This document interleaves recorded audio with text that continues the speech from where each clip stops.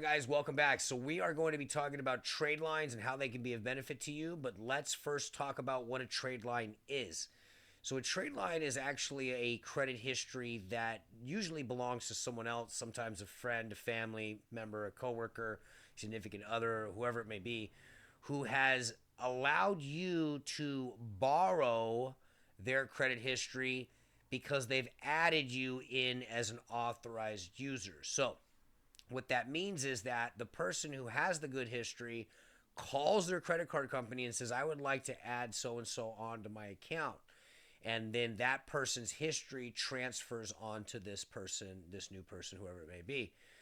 Now, in the world of online platforms where you can find people who offer this service, you will usually never receive the credit card from this person who's added you into their history, but you will receive the history. So now that you know a little bit about how the process works, in a nutshell, let's talk about how much of a trade line you would need in order to make it worth your while. So, what we're looking at, first of all, is an account summary. And on the account summary, you can see that there's different balances across the board. But you also see numbers underneath, which is the payments, okay? And one number says $2,000, the other number says $1,500 on the other side where Experian's at. So it's a little bit like we don't know exactly what the amounts are, but we for sure know that the balance is somewhere around 31 to 33,000. Okay, great. So now with this information, what we can do is we can head over to TradelineSupply.com. And at TradelineSupply.com, you're going to notice here at the top some information that's it's worth noting. One is the bank name, and CP1 is Capital One. Then you have a card ID number, which is their identifying number.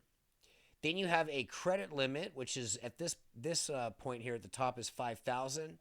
Then you get to know that the oops, sorry guys.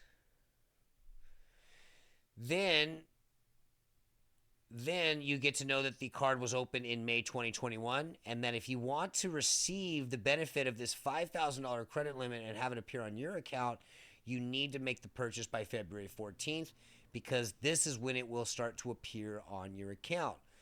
But if $5,000 is enough, we don't know. Well, we do know. We know because through our account summary, we know that we need to find something at 31 to about 33,000. So we are going to go back over to our TradelineSupply.com site, which is just a site that, is an online forum where you can, or an online platform where you can rent these things.